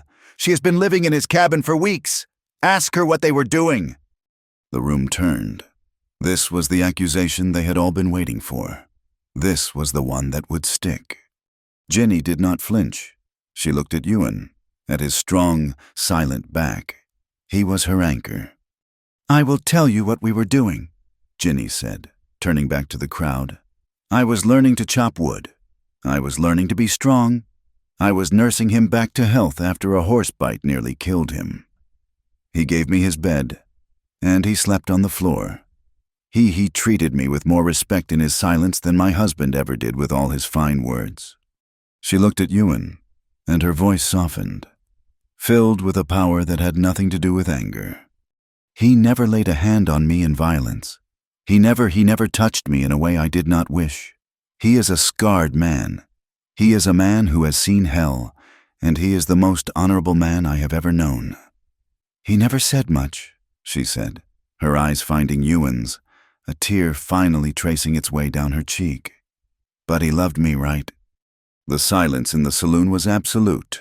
The blacksmith's wife was openly weeping. Ewan stood up. He did not look at Chester. He did not look at the judge. He looked at Ginny. He walked to the table, took her hand, and placed it in the crook of his arm. He turned and led her from the saloon, pushing past Chester's stunned, useless hired men. No one stopped them. The marriage was dissolved. Judge Thorne, citing the letters, the visible proof of cruelty, and the overwhelming testimony, granted Ginny's request. It was a scandal that rocked the territory.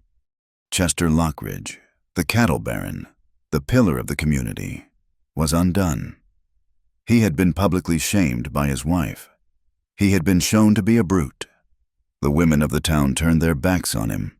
Men, who had once sought his favor, now avoided his gaze. His power, built on fear and reputation, crumbled in a single afternoon. But Ginny knew it was not over. They stayed in town at the small hotel, waiting for the judge to sign the papers. Ewan, uncomfortable in the town, took to spending his days at the livery. He began, without asking for pay, to work with the local horses, the blacksmith's mare, who had a fear of the forge, a farmer's mule, who would not take a harness. He just worked. He used his quiet, patient method. He charged nothing. The men, who had first seen him as a savage, began to watch him with a new, grudging respect. He was not a brute. He was a horseman, a damn good one. He was earning his place, not with money or noise, but with quiet, good deeds. Ginny was in the hotel room, packing her few things, when Silas, the foreman, knocked on the door. He was twisting his hat in his hands, his face pale. "Ma'am," he said, his voice low. "He is gone." "Who is gone? Chester?" "Sultan, ma'am, your stallion. He is gone. The men your husband hired, they took him last night, rode him out of town. They said Mr. Lockridge told them if he could not have the horse. No one could." Ginny's blood ran cold. "What did they do, Silas?" They ran him hard, and they cut him, ma'am, bad. They left him for the wolves up in the foothills. I followed the tracks. I am so sorry. Ma'am, he is gone." No. The word was not a plea. It was a command. She was out the door in a second, Ewan right behind her. Silas's words tumbling out. She did not wait for her mare. She grabbed the first horse she could find and rode. Ewan was on his mule, right beside her. They found him 2 hours later. He was in a small, rocky draw. Just as Silas had said, he was standing, his head down, his magnificent black coat matted with blood and dirt. His breath was shallow. He was swaying on his feet. He had been cut, cruelly, across his chest and flanks. He was alive, but only just. Ginny slid off her horse and ran to him, falling to her knees in the mud. "Oh, Sultan! Oh, my boy! What did they do to you?" The horse, hearing her voice, lifted his head. He gave a low, weak nicker. Ewan was off his mule, his face a mask of cold, controlled fury. He knelt, his hands examining the wounds. They were deep. They were meant to be fatal. "We cannot save him here," Ewan said, his voice rough. He looked at Ginny. "We are not leaving him," she said. For the next 3 days, they lived in that rocky draw. Ewan rode back to town, not for a vet, but for supplies. He came back with bandages, carbolic, and sutures. He and Ginny worked side by side. She, who had once been afraid of the horse, now held his head in her lap, speaking to him in low, soft tones, while Ewan cleaned and stitched the terrible wounds. She kept the fire. She brought him water, handful by handful, in her hat. They did not speak of Chester. They did not speak of the future. They spoke only of the horse. On the 4th morning, Ewan stood up. He offered his hand to Sultan. "Up," he said.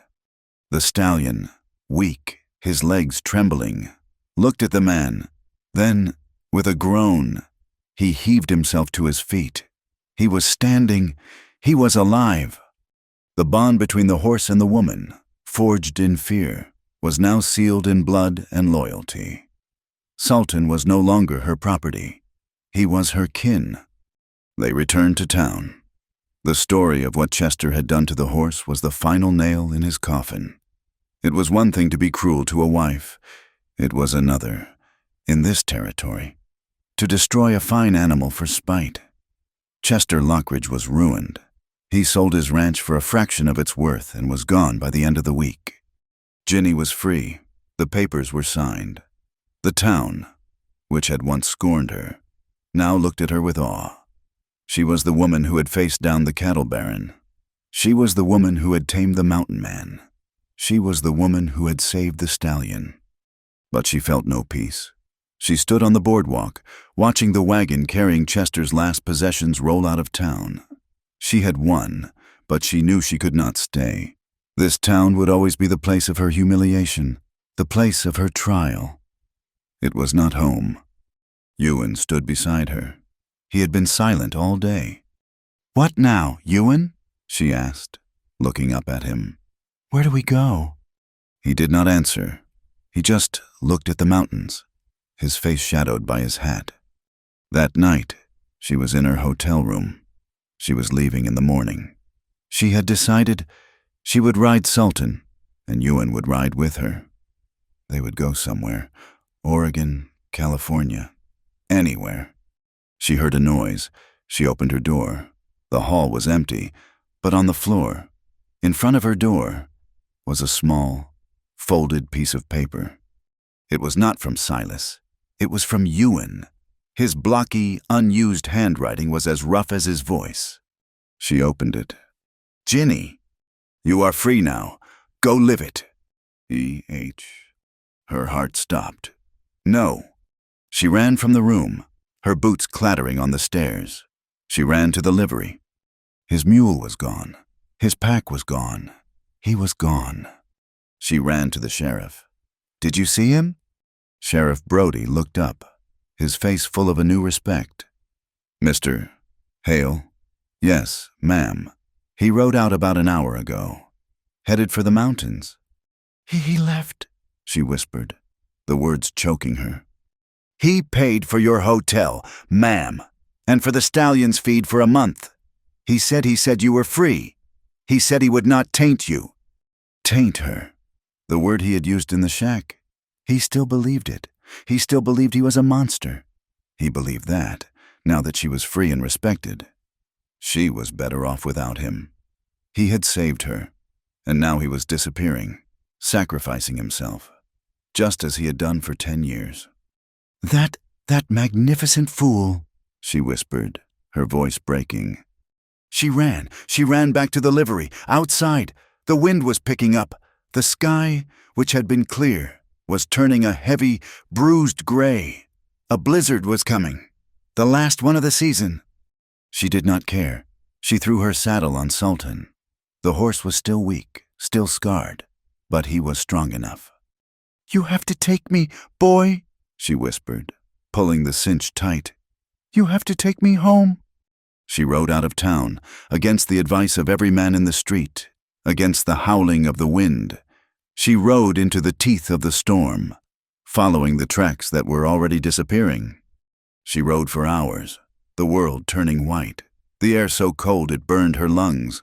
She could not see the trail. She just trusted the horse. She found the cabin in the dark, a faint yellow light in a world of white. His mule was in the barn. "Ewan!" she screamed, her voice torn away by the wind. "Ewan!" She slid from the saddle and stumbled toward the door, pushing it open. The cabin was empty. The fire was lit. There was broth simmering on the hearth. A blanket was laid out on his cot. He had left it for her. He had known she would follow, and he had kept going. He had gone higher, into the deep wilderness, to a place she could not find him. She stood in the doorway, the snow swirling around her feet, the warm, empty cabin mocking her. He was gone. He had set her free, only to put himself back in his prison. She fell to her knees in the snow, her strength finally, utterly gone. The blizzard raged around her. She was too tired to move, too cold to feel. She just gave up. Sultan, her loyal, scarred stallion, walked over and stood beside her, his body shielding her from the worst of the wind, and Ginny Lockridge, the woman who had won everything, wept. The first thing she felt was warmth. It was a deep, penetrating warmth that pushed back the brittle, aching cold.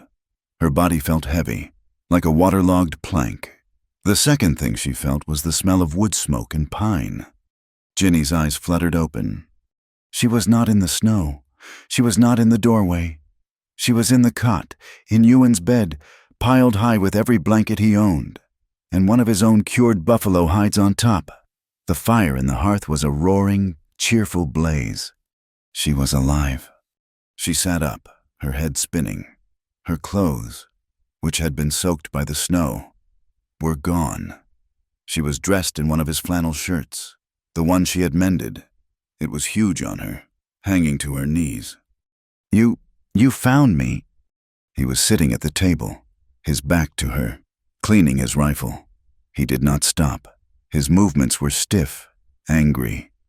"I found you," he said. His voice was not the rasp of the fever, or the broken whisper of the shack. It was a low, hard, cold growl. "You are a fool, Genevieve. You are a damn fool. You would have died." She pushed the blankets off, her feet hitting the cold floor. "You left me." "I freed you," he snapped, turning to face her. His eyes were not the soft gray she remembered. They were stone. "You won. You had your name back. You had respect. People in that town, they finally saw you. You were clean, and you rode right back into the storm, right back to me." "You are my home, Ewan, not that town." "I am not a home," he roared, and the sound, so rare, so full of pain, shook the small cabin. He stood, pacing, his hands clenched. "I am a ghost. I am a man who kills children and almost kills husbands. I am what he said, a brute, a taint." He walked to the window, staring out at the white world. "I left you that note. I left you the cabin. I left you the fire. I was giving you the one thing I could, a life without me in it. I was giving you a chance. And you rode right through a blizzard to throw it away." He was right. She had. She walked toward him, her bare feet silent on the floorboards. She stood behind his rigid back. "You think you are the only one who is broken?" she whispered. He did not turn. "You think your past is so much worse than mine? You think those scars are the only ones in this room?" She touched his back, her hand flat on the mended shirt. He flinched, but did not pull away. "I was not clean, Ewan. I was just polished. I was a girl raised to be sold. I was sharp, and I was cruel. And I was just as silent as you, just in a different way. I hid behind my words, and you hid behind your silence. It is all the same." He was shaking his head, a slow, negative motion.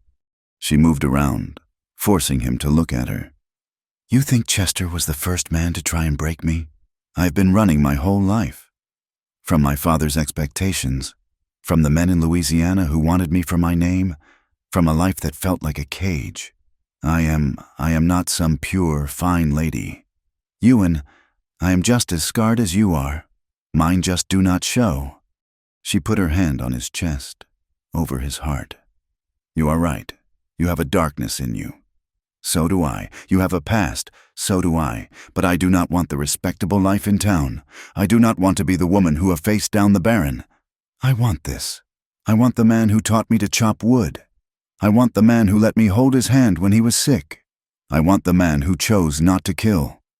He looked down at her, his gray eyes warring with a decade of guilt. "I am not clean, Ewan," she whispered, her voice finally breaking. "I am not, but I still choose you." He searched her face, looking for any hint of doubt, any lie. He found none. He saw only the woman who had ridden through a blizzard for him. He raised his hand, the one that trembled, and cupped her face. His thumb brushed her cheek, just as it had in the woods. "Ginny," he breathed, and the name was a surrender. He pulled her to him, his arms wrapping around her, crushing her to his chest. He buried his face in her hair, and his whole body shuddered. It was not a sob. It was a release. It was the moment the mountain finally let go. The blizzard raged for 4 more days, trapping them. But this time, it was not a prison. It was a new world. They did not talk of the past. They just existed.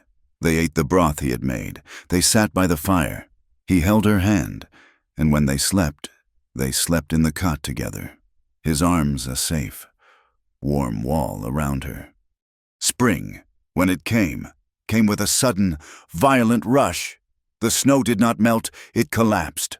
The mountainside, silent and white for so long, roared to life. Streams, choked with ice, became rivers. The world turned from white to a deep, vibrant, living green. Ginny did not leave. She moved in. There was no ceremony. One day, she just took her few belongings from her satchel and placed them in a small chest he had built. He said nothing. He just made room. Their life began. It was a life of work. The winter had been hard on the cabin. The roof, the one he had built, needed repair. A section of the barn wall had been damaged by the wind. They repaired it together. He taught her. He showed her how to mix mud and straw for chinking. She, with her small, nimble fingers, was better at it than he was. He showed her how to use a draw knife, how to peel the bark from a new log, how to set a snare. She, in turn, showed him things. She found wild herbs, the ones her mother had taught her about, and made a salve for Sultan's still healing scars. She took the rough wool blankets and, with her fine needle, repaired them, her stitches small and perfect. She took his stores of flour and dried beans and, with patience, learned to make a bread that was not a rock, a stew that was not just salt. She planted a small garden in the rocky soil, fencing it off from the goats with branches. They worked side by side, and they worked on the horses. Sultan was their shared project. His body was scarred, but his spirit was not broken.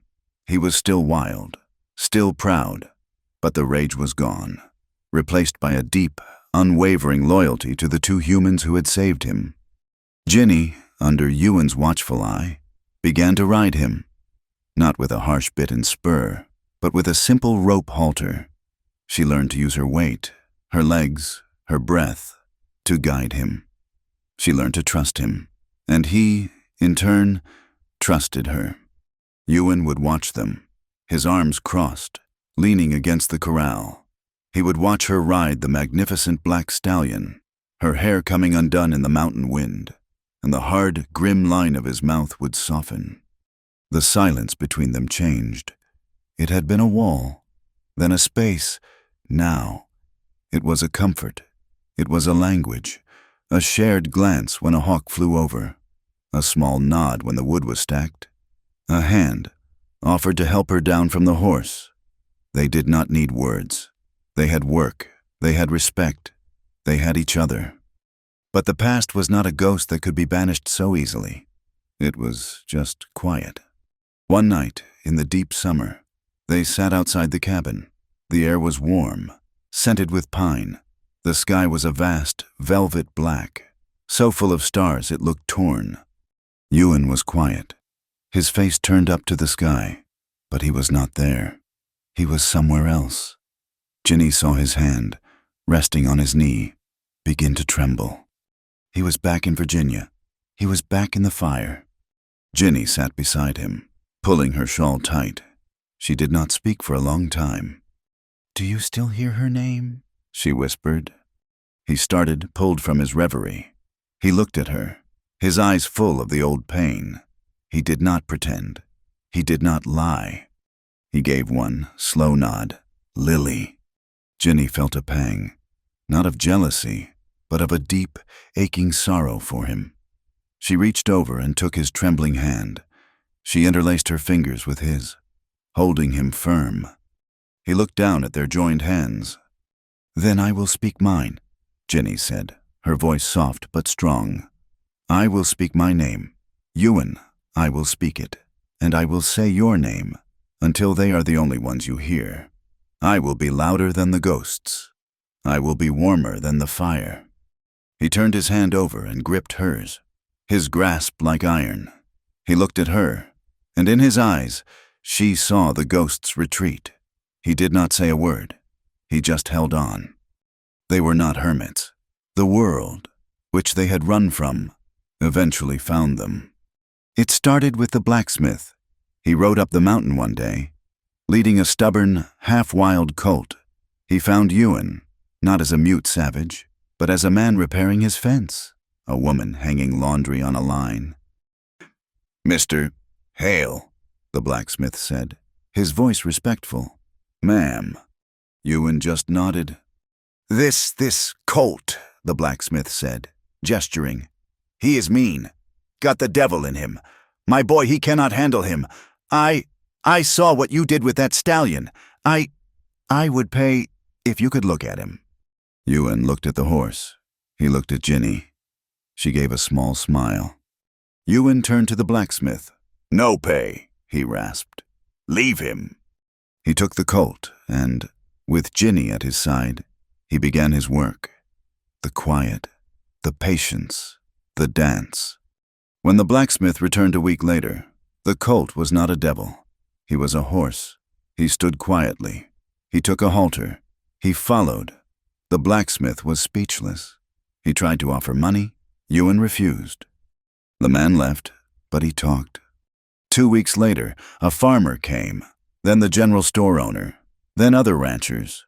Men who had once looked at Ginny with scorn now came to her home, hat in hand, asking for the mountain man. They brought their wild ones, their problem horses, their unbreakables. Ewan and Ginny took them. They worked together. Ewan would do the first, silent work in the round pen. Then Ginny, with her soft voice and gentle hands, would do the finishing. She would teach them to trust people, to not fear the touch. They became a legend. Not Ewan Hale, the brute, but Ewan and Ginny, the trainers, the people who could heal what was broken. Ginny, the runaway bride, became a figure of quiet strength. The women of the town, when they came with their husbands, would seek her out. They would sit with her in her small, rocky garden, and they would talk. They saw in her, not a victim, but a survivor. She had a strength they had never known, and she gave it to them freely. One afternoon, in the late fall, Ginny was standing by the corral, watching Ewan work with a young filly. She felt different, a tiredness in her bones that was new, a strange, fluttering feeling she had dismissed for weeks. Ewan finished, turned, and saw her. He walked over, his brow furrowed. "You are pale," he said. "I am just tired," she said. He looked at her, his gray eyes searching her face. He was a man who understood animals, who understood the seasons. He saw the new, subtle change in her. Ginny smiled, a small, secret smile. She took his hand. It was not trembling. It was broad, scarred, and strong. She brought it to her body, placing his rough, warm palm flat against her belly. "I am not sure," she whispered, "but maybe—" Ewan froze. His hand was flat against her. He was so still. He might have been carved from the mountain stone. He looked at his hand. He looked at her face. And then he smiled. It was not the grim twist of his scarred mouth. It was not the faint hint of a smile he had given her in the shack. It was a real, true, breathtaking smile. It lit his eyes. It changed his entire face. It erased the scars. It erased the past. He said nothing. He just smiled. He pulled her gently to him, his hand still on her belly, and held her. The future, which had been a terrifying, unknown thing, had finally, truly, begun.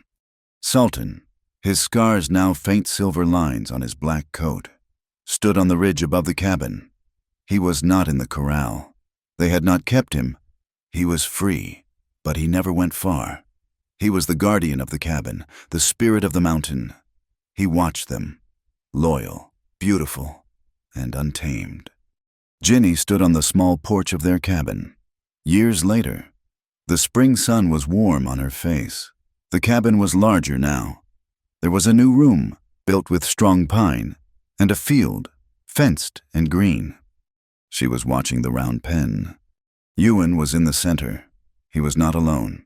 He was standing with a small boy, just 4 years old, with his father's gray eyes and his mother's unruly hair.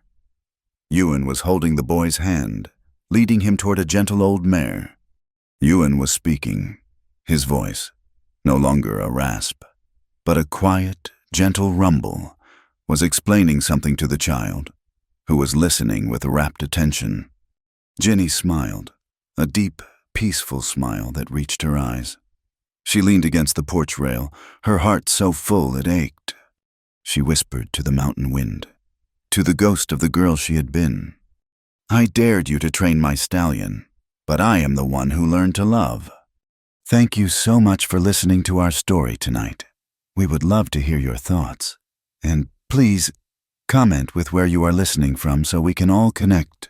Do not forget to subscribe to the Wild West Campfire channel for more stories like this one.